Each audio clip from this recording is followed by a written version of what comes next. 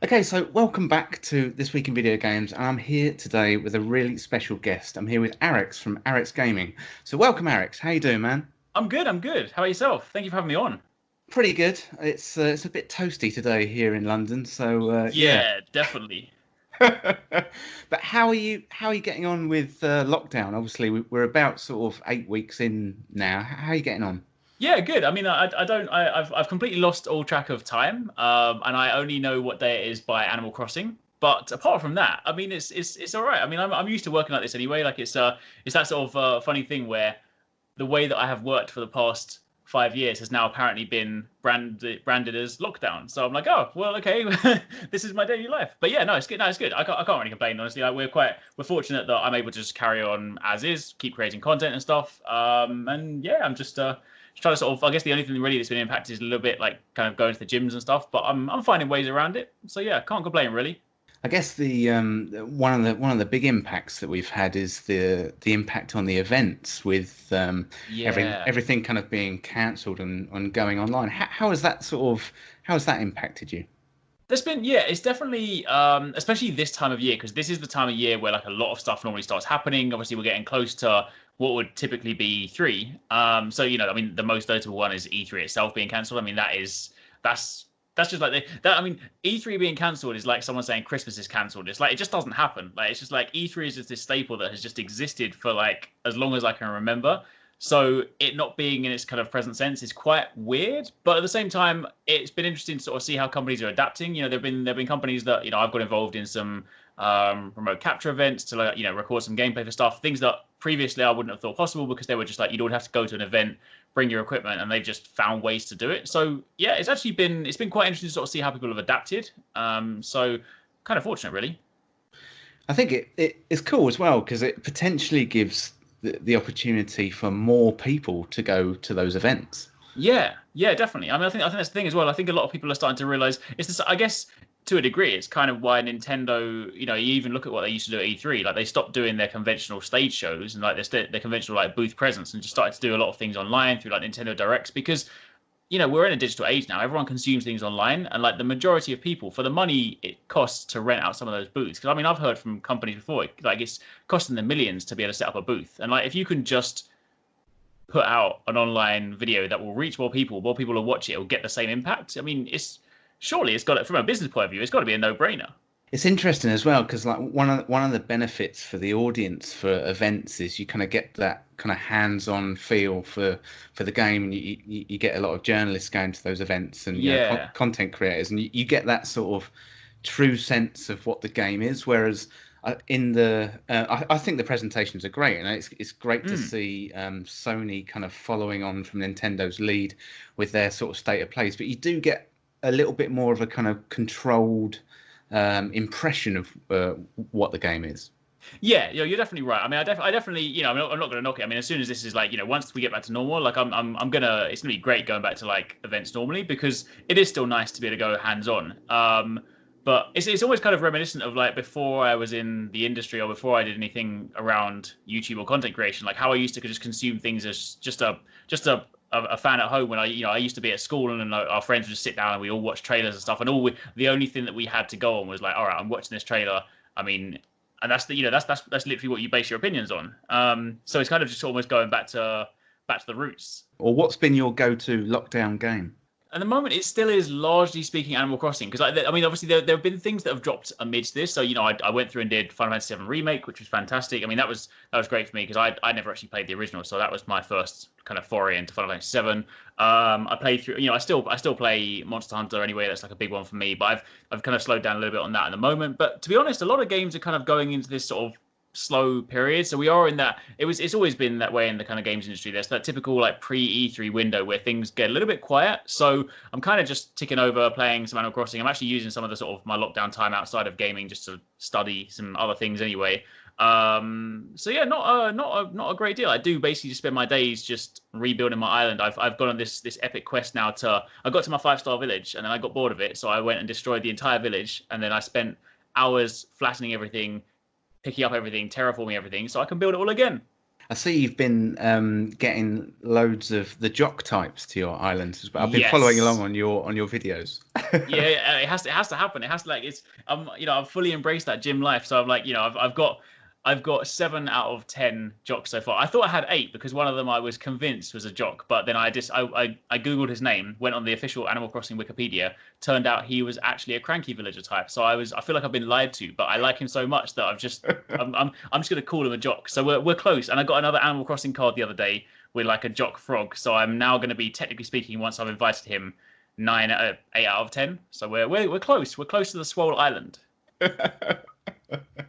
And last question on the lockdown. Have you had any sort of crazy purchases? Basically every single day.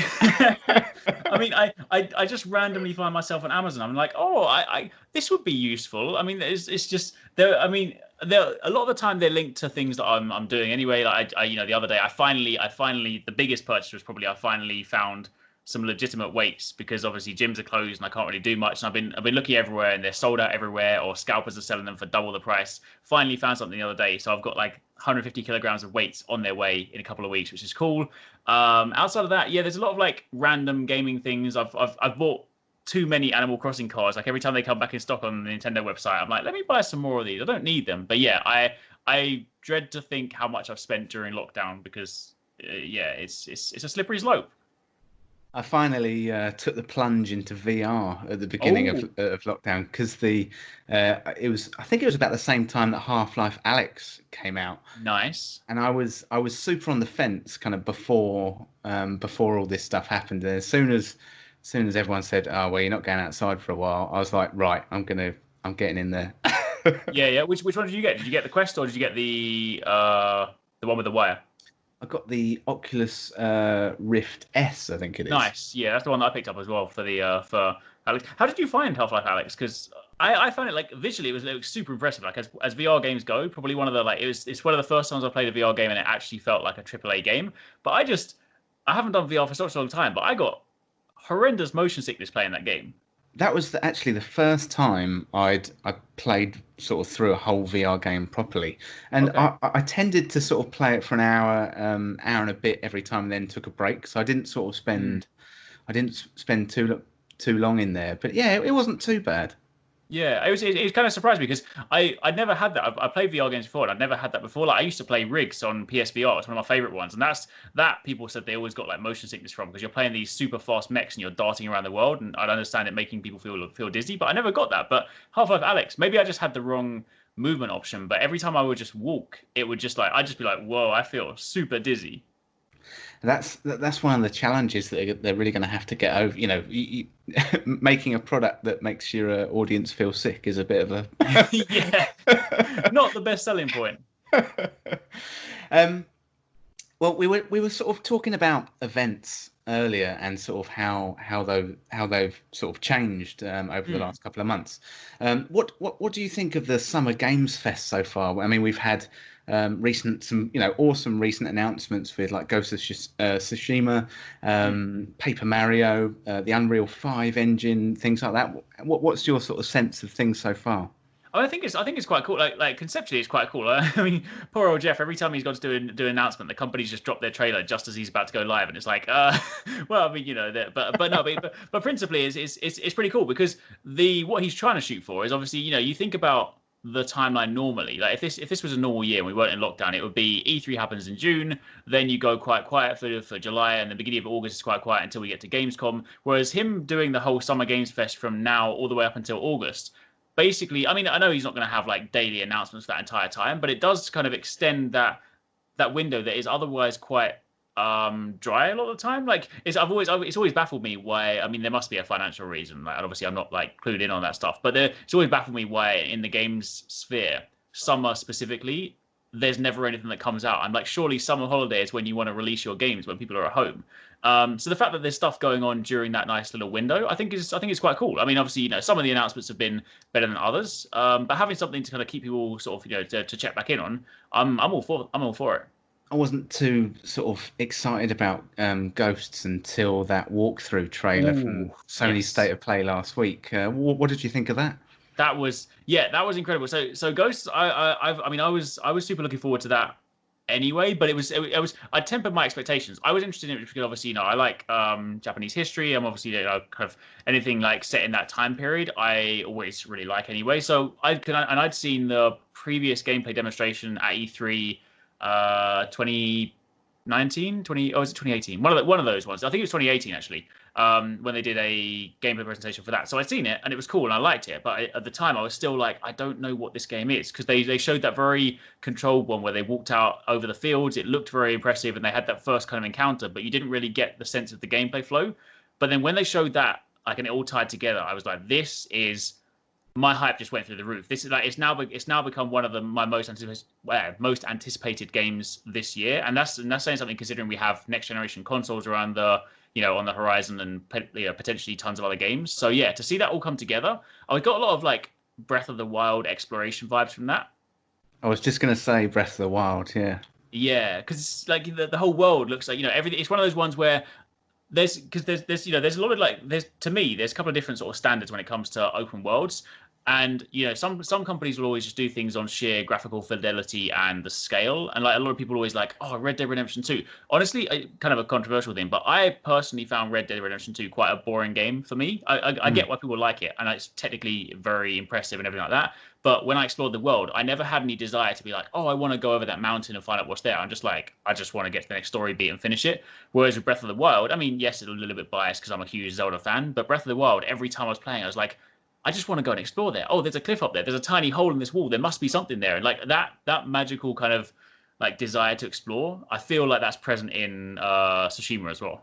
Yeah, it looks really cool. And also announced for, I think, the very same day is a new Paper Mario game. Yes, that's so awesome. And yeah, hopefully it's going to be a return to the kind of quote unquote good Paper Mario games that we had in the past. Yeah, I'm quite lucky because I don't have any memory of bad Paper Mario games, because I played Thousand Year Door on GameCube, which is one of the last ones that people regard as like a really good one. And I actually didn't play the following ones. And then, but apparently from like, what I'd sort of seen online, it's like everyone was sort of saying the ones that followed, the ones that went real time, were actually not very good. So my memory of Paper Mario is untainted, which is great. So when I heard that announcement, I was just like, my excitement, I didn't have any sort of like questions of, oh, was it going to be good or not, because I was completely unaware that the previous ones had just gone down the drain basically. So I'm hoping, but I mean, from what they said online, like there's turn-based combat is returning. They've added some stuff in, so it looks like they're going back for the kind of more traditional gameplay style. I mean, it looks fantastic though. Like Nintendo, I'm a huge Nintendo fanboy, but Nintendo can do no wrong in my eyes.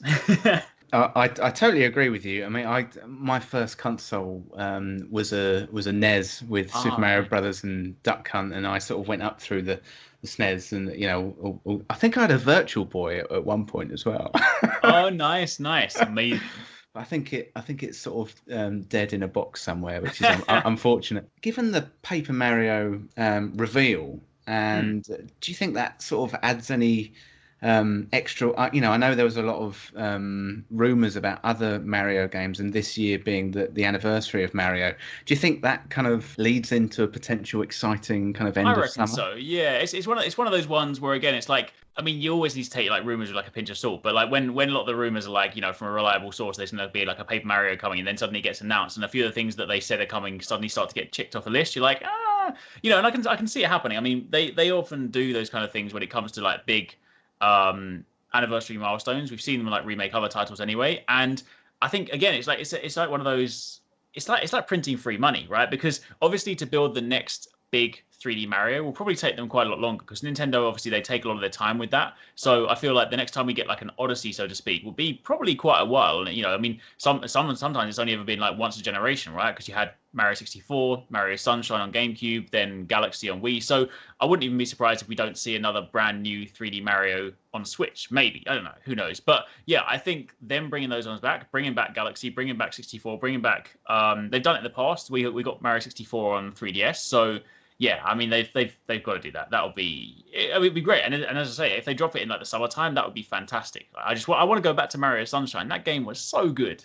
The like Odyssey was such a perfect game for me. That's one that I actually got into speed running through Oh, Mario really? Odyssey, and it's something I kind of watched speed runners like Grand Pooh Bear and people like that, and doing all the old kind of like Super Mario World ROM hacks and things like that.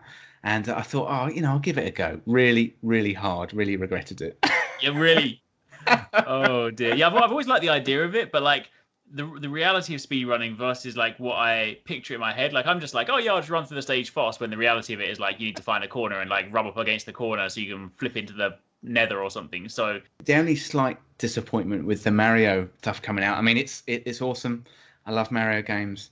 I was kind of hoping for a Breath of the Wild 2 announcement later on in the year, and I just wonder if with yeah. it being Mario year, maybe that's gonna shift I things into. still feel like they will do it because I think like even though it's been like Mario year and obviously then bringing like Paper Mario and things like that, I still feel like because when you think about it, that's like the next big thing they've announced. Like they because Nintendo have this is they seem to have adopted the strategy like a lot of developers are doing now. Like a lot more people in this current climate seem to be when they announce something, generally speaking, most of the time, it's then available within the next 6 to 12 months. I think gone are the not necessarily gone, but going are the days where companies announce something and they were like, yeah, you can see it in 3 years' time. Like there are still some people that do it, like Square Enix love to do it. And I know Nintendo have got like Metroid, but outside, like generally speaking, if you look across the board, a lot of companies like you announce something, it comes soon. So obviously they dropped Paper Mario, and it's Mario year. But if they do a lot of those remakes, I feel like I mean, there were some rumors going around the other day, like about Breath of the Wild. Like at one point, it was potentially slated to be end of the year, but obviously in light of like Corona and other things like Mm. that. But like, I could see honestly, I could still see Breath of the Wild being out like early, like first quarter, end of first quarter next year, just because in my mind, I'm like, all right, it's built on the Breath of the Wild engine, so tech wise, a lot of it's already in place. So really, when you think about building games like that, it's like surely a lot more of it is content. I mean, I know content in itself still takes a long time. Like it's not, building games isn't easy. But I'd like to think that the turnaround time for Breath of the Wild 2 could potentially be quicker than the original one. So yeah, it'll be quite, and given the what was it, Breath of the Wild launched in March before anyway, so maybe like a Q1 next year. And I think there was a rumor I saw the other day online about people saying potentially that Nintendo said they might not have any directs for like the short term future. Which and so there was some kind of credence added to that, given that they simply dropped a Paper Mario trailer. They didn't have it in a direct or anything. Which will be kind of sad because I like the directs, but I still feel like Nintendo are going to want to sort of say something around the E3 window because we're now in that weird point, right? Because after July, like we don't know what Nintendo are doing. Like everything else is just rumors. There's not even anything on the slates. It's literally like once we get past July and we've got Paper Mario, like what is coming to Switch? Nobody knows, right? They've got to have something for that build up to Christmas. Exactly. Yeah. But yeah, I'm a massive Nintendo fan. I can't wait, and I guess to going back on my previous point, the Breath of the Wild and Odyssey were released in the same year, so it could happen. Mm. It could happen again. True. Yeah. I think fingers crossed. The other really exciting thing that's happened over the last couple of weeks is the kind of Unreal Engine reveal, and I just wanted to get your thoughts on that demo. I thought it looked fantastic. I mean, like I'm not as again, so as someone that grew up as like a Nintendo kid, like I'm always gameplay first, graphics second, but I'm still always massively like blown away by it. And that's I think that's one of the things that I like seeing about next gen. Like even if that was just a tech demo, it doesn't end up being the game. And realistically speaking, it will probably be a while before developers are actually able to get a game looking that good running on the consoles because like they always do that thing. They show that aspirational stuff at the beginning of a generation. They're like, this is what the console could possibly do.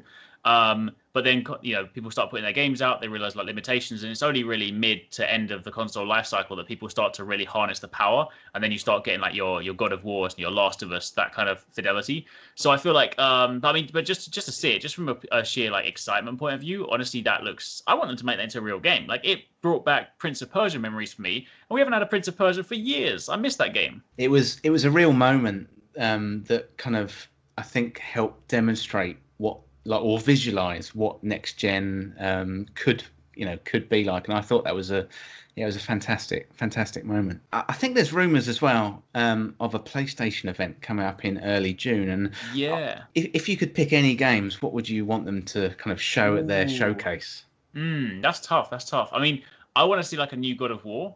Definitely. Like, but I wonder whether it's potentially too early for that. I want to see some more from Elden Ring, but I realized that was shown first in the Xbox conference. So I feel like even though it'll be multi-platform, I feel like if it's going to be shown, it's going to be them. Maybe they could do like a Bloodborne 2. People would go wild for that. That would be nuts. It's a bit of an unknown for me because I mean, there's some of the main franchises, but I think I definitely like to sort of see like God of War stuff and sort of see what their first party studios are doing, but also just seeing more like third party things, because I think that's what you're going to see a lot more in like the initial lineup, because first party stuff seems to be taking them like a lot longer anyway. Like they've got like a lot of their big titles, and they've obviously kind of still got things churning out on PS4. So, you know what I do want to see though? I do want to at least see, even if we don't actually get any gameplay, I do at least want to see a tease or a trailer or something just to tell me that Final Fantasy VII Remake Chapter 2 is in the work. I know they've confirmed it's in the works, but like, give me something. Give me like a 10-second teaser. How many chapters do you think they're gonna make? I'm not too sure. I mean, I never played the original one, so I don't have a reference point. But I feel like it's going to be like a 3 or 4 sort of thing, because there's like, my understanding is you then have like the open world segment next, and there's a couple of like other main story beats. Not too sure, but I feel like they're gonna drag it out a little bit. But I just hope it's not going to be like a 3-year wait in between each one, because that's going to be emotional. We'll complete it in about 2030. Yeah, that's true. And then, but by that time they'll be like, well, before we do the final chapter, we've actually decided to remake the remake again. Like, no, stop it. It's certainly an exciting summer so far, and I think we've got a whole more to come. I want to move slightly away from the kind of summer events, and you mentioned earlier, Arekkz, about getting some weights coming in the post. Yeah. And I know you started relatively recently a new thing called video games, and I wonder if you could tell us a little bit about that. Sure, yeah. So it's actually, although I started it relatively recently, it's actually been something that I've been planning for close to about 2 years now. Because since I used to be like massively overweight and like super unfit, and I kind of just went to this, I had one of those like personal realization points where I was like, I just need to do something about this. And then in the process of like losing weight and getting healthier, I just discovered my love for actually working out. Largely speaking, my stuff is like strength training stuff. So I discovered my love for like weightlifting, and then in the process of sort of doing that over the years, I kind of like I've achieved like different goals, and then gradually like it became just as integral to me as gaming has. And then as my passion started to fuse, there were so many parallels between them. Like the way that I think about video games is often the way that I think about working out. Like a lot of like physical stuff is just like grinding in real life. It's like XP. It's like, working towards your next milestone, working towards your next like unlock, because you lift more weight and suddenly you've hit the next milestone in your skill tree. There's so many like parallels, and it sounds sort of like cheesy to say, but it's just the way that I, as people that have kind of grown up playing like games like all of our lives, it's kind of intrinsic to the way that you think. So I spent the best part of like the past sort of year and a half like thinking about how I wanted to do this, planning, and you do the typical thing when you want to do something new, you procrastinate for ages and you think about it, talk about it in your head. Nothing really happened. So this year was the year when I was like, right, all these ideas that I've had written down and been planning for the past X years, I'm actually going to do it. This was my year rather unfortunate that Corona happened, but this was my year to be like, I'm going to do everything. So I kicked that off, and then obviously kicked that off with Stocks, who works at Capcom, a friend of mine. He went on a similar sort of journey again. He sort of went from being like overweight to getting healthy and also getting into lifting. So the idea behind video games is just to merge the worlds of gaming and fitness and show that fitness can be fun and gamers can also be fit and healthy. Like, it doesn't have to be mutually exclusive. I guess with Corona and stuff like that, gyms have blike shut down. How have you adapted to that with a kind of home setup? So what we've kind of like done for like the home stuff is like, there's a lot of like home workout stuff that we've been able to sort of help people, point people in the direction of. We're very sort of mindful, like there's a lot of kind of stuff that I'm helping people in. We're trying to sort of help people by leading by example, because I'm mindful of like the situation that I'm not technically speaking a certified PT, and while I've learned a lot over the past few years, I've gone to seminars, I've learned from a lot of professional coaches. There's a lot of stuff that I personally know myself, and I know to be factually accurate, but I'm also mindful that as someone that is not a certified coach, I want to make sure that I'm treading the right line, so to speak. So what we often do is that everything that we do in video games to help people is told through the lens of like our own experiences. This is what we've done ourselves, this is what worked for us, and it's that way we're kind of like able to guide people without explicitly saying this is what you should do. And that's something that may change down the future, because I've got like plans for stuff that I want to do further in the future, but there's things that I need to line up for that first. But I think it's sort of for when it comes to adapting to being locked down, we've been speaking about like how we ourselves have adapted, because I've gone from, I used to run a pretty solid like strength-based workouts. So obviously, you know, lifting heavy weights to suddenly being at home. So I've had to switch to resistance-based training. But I've actually it's quite interesting because it's been like a learning process for myself. I found ways to genuinely make it work. Like it's not one of those things where it's like, oh, home workout is just to tick off some numbers. Like I've actually been able to kind of make them pretty grueling. So it definitely sort of like, you know, adapts quite well. So I've tried to sort of, you know, kind of work that in. There's a lot more things we can do from home. We're talking about like nutrition, because that's something that people can still very much control at home. You know, while gyms are closed, you know, it's not going to affect your nutrition. So we're kind of just going over all the things that people can do without access to a gym. And then obviously once they kind of can get back again, then we'll build up to bigger things. So how can people find out about video games? So if you go over to the, the YouTube channel hasn't quite got a custom URL just yet. But if you find me on Twitter, or you find video games on Twitter, just search for, well, it's actually with a zero, so it's video with a zero gains. And then yeah, if you check us out on YouTube, we upload like once a week and kind of talking about different topics. You can find us on Twitter, find us on Instagram. We're kind of on all the socials. So if people want to sort of, you know, have questions, because that's what we also want to do. We want to kind of make things accessible, because one of the things that I realized through doing a lot of this fitness stuff is that like a lot of it can be quite daunting if you don't know what you're doing to begin with. So what I'm trying to do is like just make people realize that A, it's not that scary, B, it's not that difficult, and C, just if people have questions, then just go in there. So yeah, hit us up on Twitter, hit us up on Instagram, hit us up on the YouTube comments, and we can help. I'll put a link down to all of your socials in the show notes, so people can get a nice and easy access to it. Have you ever dabbled in like fitness video games? I have, yes, yeah. So I did. I mean, like back in the day, like because I used to work at Microsoft, so back in the day, I did some testing on Kinect Sports. We did some stuff on there.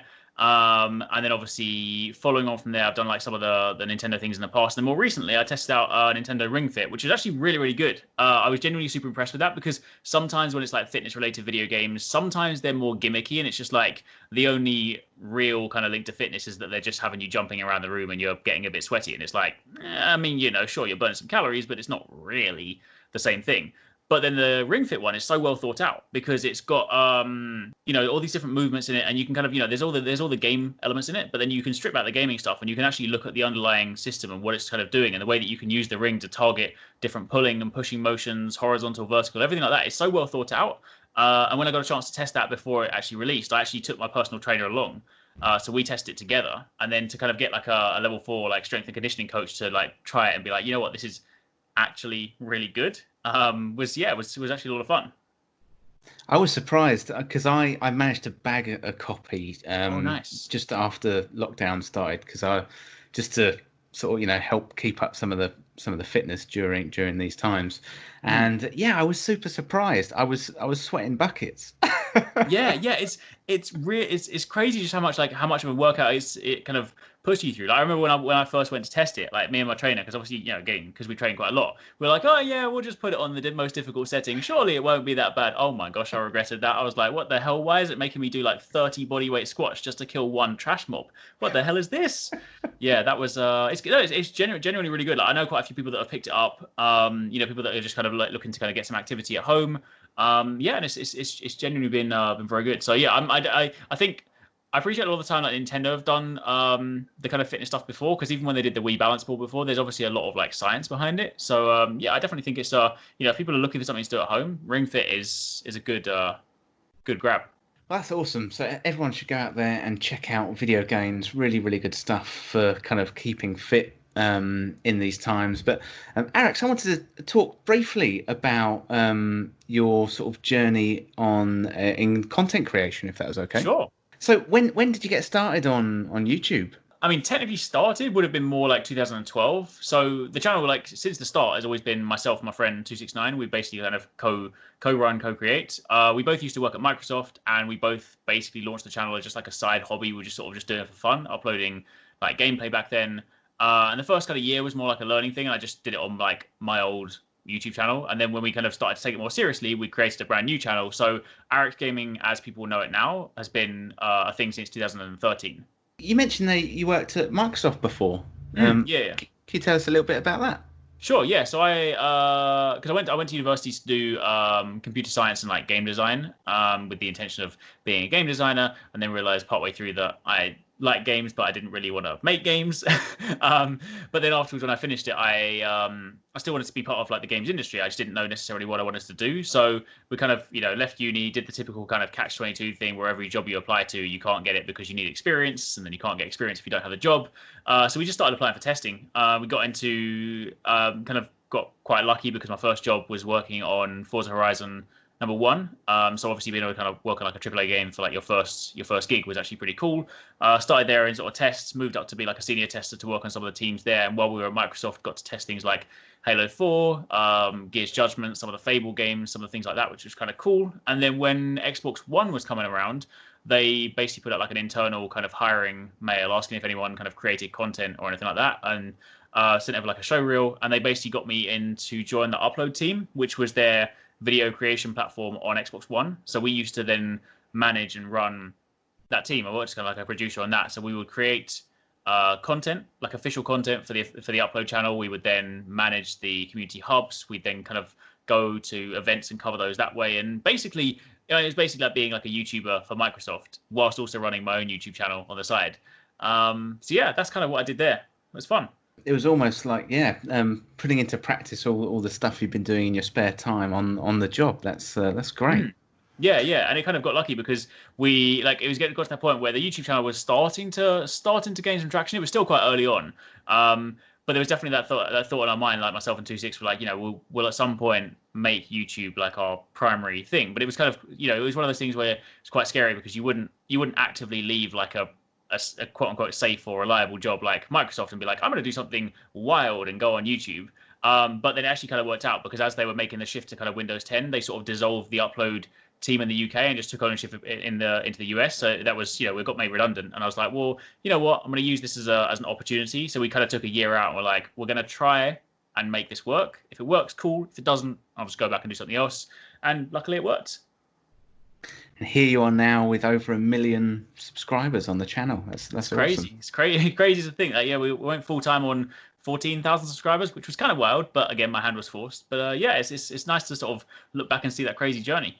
So when you first started out, did you try and cover a wide variety of stuff, or did you kind of focus in on a particular topic? We started by covering pretty much everything. We just because the origin of it was literally just like, we're just playing a lot of games, we might as well just cover a lot of games.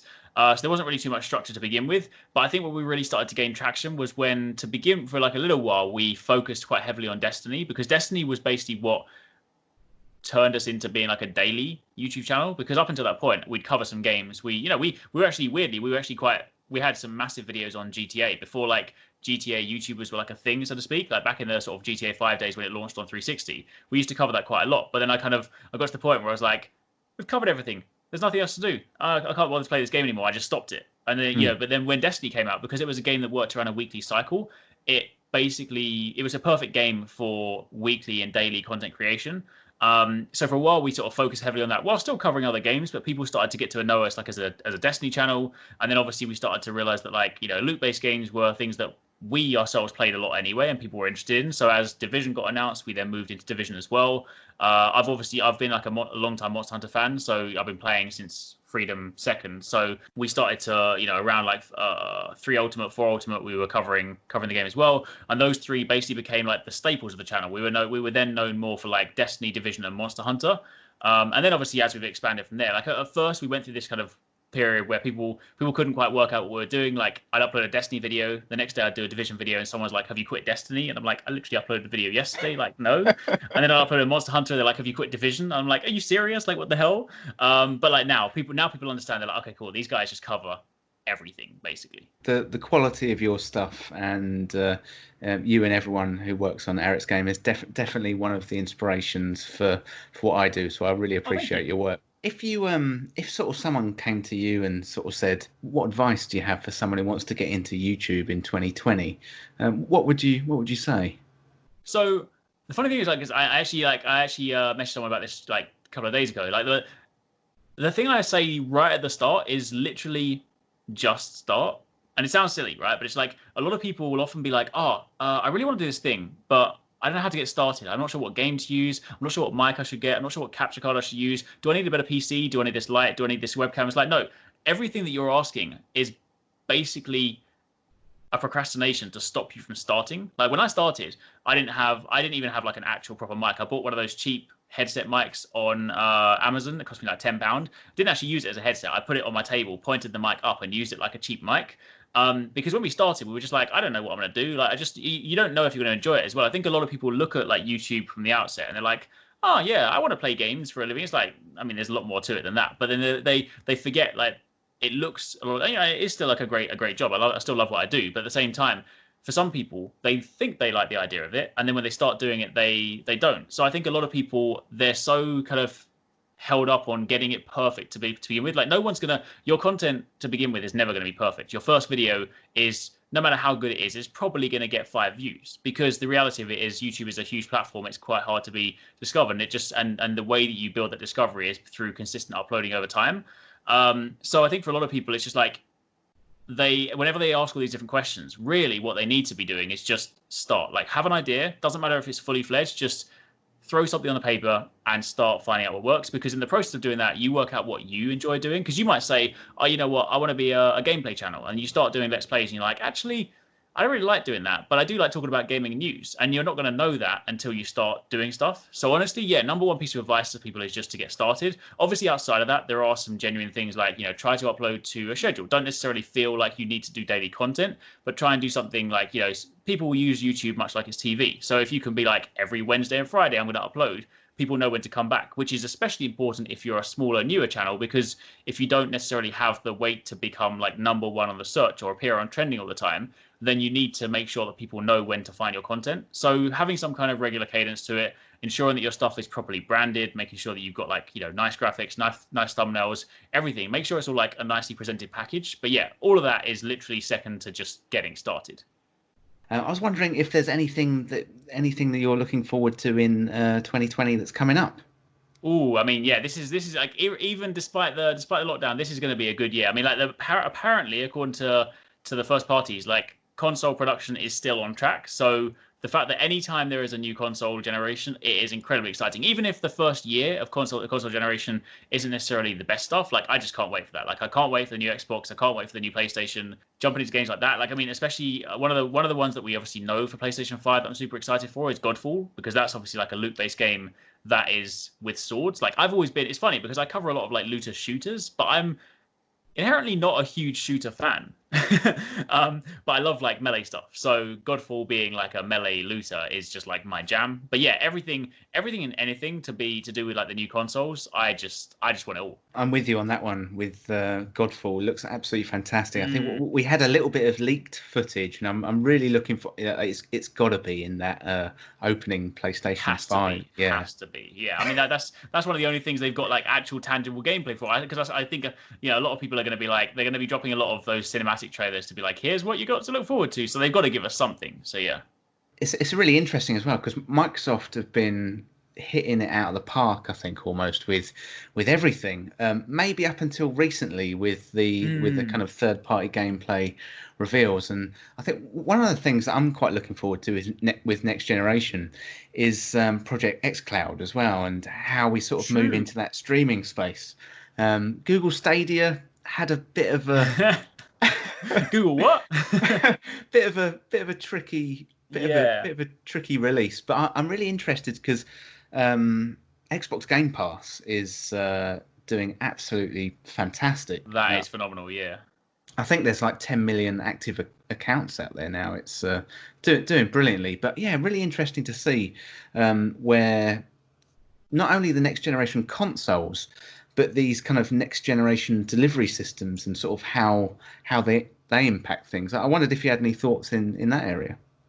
Yeah, I mean, it's interesting because like up until this point, I've never really had like too much faith in the cloud, because a lot of it is like, as much as they're as good as they sound, it's still one of those things where it's like you're ultimately limited by the majority's internet. And although you or I might have like decent upload speeds, like I think it would be interesting to sort of see like a majority poll. I would be willing to bet like the vast majority of people don't necessarily have the greatest connections. So to see what they can do with that, because I don't know, I've always found like the cloud system in my mind has always been a bit backwards, because to me, I'm like, well, the cloud system seems like a perfect solution for people that don't have great rigs or don't have like a super powerful PC to be able to play stuff. Because like if you have the streaming services, you don't need to have the PC to run it. You just stream it, right? So I think to myself, that makes sense. But then at the same time, to get the best out of it, you also need to have the best internet. And generally speaking, if you match them up, someone that probably doesn't have a great PC or a great rig or hasn't necessarily got the money to buy a powerful gaming PC,